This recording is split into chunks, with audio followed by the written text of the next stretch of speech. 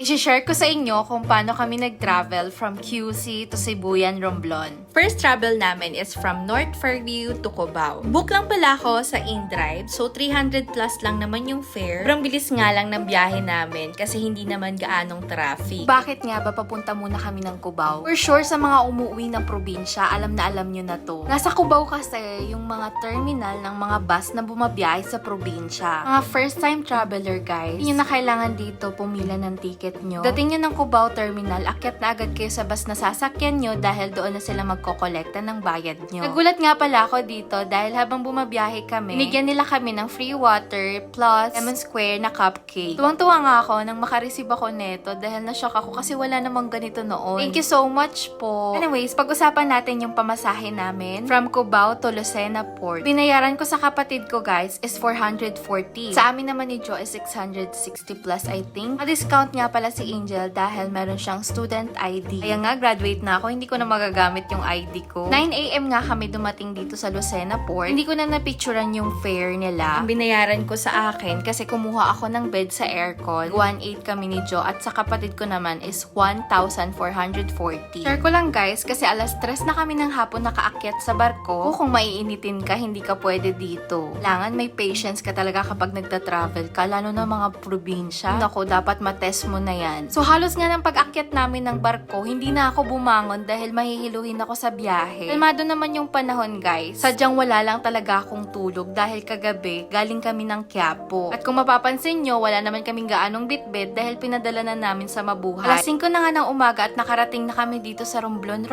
Kaya tumayo na ako at niyaya ko tong isa dahil bababa kami dito. Mga di nakakaalam, kapag ganito na humihinto yung barko, papayagan kayo nilang bumaba ng 30 minutes para mamasyal. Pwede ka ditong bumili ng mga pasalubong like siopaw, nana chip, bingka. So kami naman, ang binili namin, flavor ng siopaw, yung chicken and pork. After namin bumili, umakyat na agad kami. Dati naaalala ko pa nung nagta-travel kami nila mama. Pag dumadaong kami sa Romblon, sobrang ingay na niyan kasi may mga umaakyat na mga nagbebenta. Pero ngayon nanibago ako dahil hindi na siya kagaya noon. Siguro may mga policy na sila. Pero maganda din kasi nga mas mura yung sa labas. Medyo pricey kapag may umaakyat na mga nagbebenta ng mga gano'n na pang pasalubong. Kung masipag ka naman bumaba at gusto mo naman mamasyal, wala namang problema. Ang sikat talaga ng mga pasalubong na binibili dito sa Romblon is yung marmol. Pwede kayong magpaukit, bumili kayo ng pangregalo nyo sa mga jowa nyo, ganun. Kasi nagawa ko na yun before eh. Pero pag pauwi na kami, doon na ako magbablog doon sa mga gumagawa ng mga marmol na may inuukit. So after nga magdaong sa Romblon, dediretso na tayo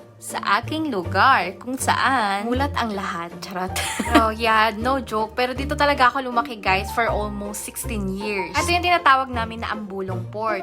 Part siya ng Magdiwang. Around 9 or 10 AM na kami nakarating guys at sobrang init. Halos hindi ako nakapag-video nung nagkita na kami nila mami, nila papa. Kasi sinulit ko talaga like ayoko muna mag-video, ayoko muna mag-vlog. Kami muna. At hapon na rin namin nakuha ito si Kay sa Mabuhay. So kasabayan lang talaga namin itong motor namin na pinadala namin sa Mabuhay. Kaya kinuha na namin sa Banwa. So sobrang saya talaga ng puso ko dahil ang ganda talaga ng lugar ko. Like sobra talagang maipagmamalaki ko tong lugar na to. By the way guys, itong motor nga pala pinadala ko lang to sa Mabuhay Padala Center. Parang ang hassle kasi para sa amin na magbabiyahe kami gamit yung motor. Kaya pinadala na lang namin. Yung bayad nga pala namin dito is 5,000. Round trip na siya. I think nakamura naman ako at nakalis ng pagod. Kasi kung ako yung biyahe niyan or si Joe ang magba-drive niyan, naku, pagod-pagod kami sa biyahe, hindi namin kakayanin. Ayan, may pahinga na kami at kinuha na namin si Kay at sakto din na dumating na rin si Kay dun sa Mabuhay. Ilan pa lang yan sa mga nakikita nyong magagandang part ng Sibuyan. Naku, pag inikot na natin yung buong Sibuyan, as in, mabibighani rin kayo. Kaya, i-like mo na din to at i-share itong vlog na to dahil masusundan to guys.